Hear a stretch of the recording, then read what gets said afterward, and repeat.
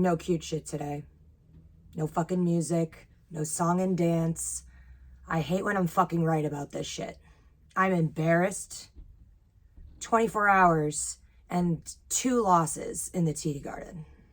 2 stupid, pathetic losses that could have been prevented. I knew that if Embiid was out, this is how the Celtics were going to show up today. Doesn't matter if it's a playoff game. Doesn't matter if it's a finals. Doesn't matter.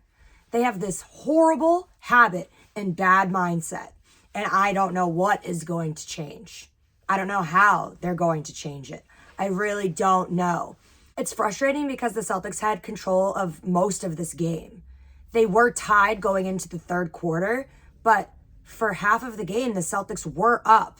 Was not a large lead at all. Celtics were up at 12. That was their largest lead in this game. And James Harden had something to prove because he has been known to disappear in the playoffs. And now the spotlight was really on him tonight because Embiid was out. And he rose to the occasion and he got 45 points in the Garden to win the game 119-115 Sixers. I'm so frustrated because I was really excited. Tatum went off in the second quarter. He had 20 points in the second quarter alone. And I thought that we had something there. I saw him going to the rim more instead of just firing up threes. And I loved that. And I was so excited about that. And a lot of the team was not relying on the 3-point shot this game. They were actually going to the paint. And that was getting me happy and excited. And I was optimistic. But they completely and utterly forgot how to play defense. And if common folk like us can sit there and say, why don't you double James Harden? Why don't you block James Harden? Why don't you guard James Harden? Like, what? I don't know. And then lost control of the game, third quarter into the fourth quarter. Then we were just going back and forth. I'm not blaming refs, okay? People want to sit there and blame the refs all day long. I don't care. I don't care. My issue is the fact that there were 2, and again, it shouldn't have even come down to like the final possessions of the game. The Celtics should have blown this game out of the water from the start, and that's the issue with the Celtics. They don't have that killer mentality. They don't know how to close out games. Apparently the Bruins don't either. So apparently Boston teams don't know how to close games, and it's really fucking stupid. I'm trying not to yell. I'm trying not to be like overly aggravated because it's just one game, but like, why do you keep fucking losing at home?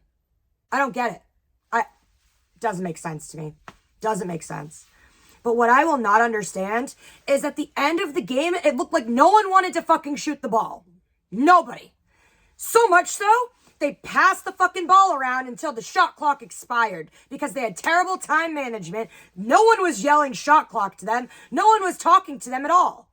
And then, again, no one wanting to shoot the ball, Smart had a clear layup to tie the game. Seconds left to go. And he passes it to Tatum, who's literally right next to him under the rim. For what reason, bro? Make me understand that, because I don't get it. Zero idea as to why you would make that extra pass under the basket. What the fuck? He didn't expect the pass because you should have just made the layup. Unnecessary. Again, I can't blame it all on one player or one play because it was all of those things that added up to them losing the lead and to them losing that control of the game to be in that position where it did have to come down to those last 2 possessions where you turned the ball over twice. And it's so funny because after the first quarter, ESPN put out a stat and it said Boston shoots 85% from the field in the first quarter. 3rd highest percentage in first quarter of a playoff game in 25 seasons. And you just let go of the rope. And then at half, Tatum, Brown, and Brogdon combined for 56 points. 23 of 30 from shooting, 76.7% from the field in the first half. So how do you go from that to the disaster of what happened in the second half? Hate third quarters. They fucking hate third quarters. I don't understand. I'll never understand. Tatum ended the night 39, 11, and 5. Brown, 23. Horford 11, Smart 12, Brogdon 20 points off the bench. James Harden, hats off to you, 45 points. I've always been a fan of James Harden. I can't really talk shit about James Harden. However, facts are facts. Usually he falls apart in the playoffs. He's trying to prove people wrong, and he did. And we couldn't stop him, and I don't know why. So now we're down 1-0. Home court advantage doesn't seem to fucking matter, I guess. Next game is on Wednesday. I bought tickets, so I will be there. I was there tonight. I wore this shirt, and now I look like a fucking asshole.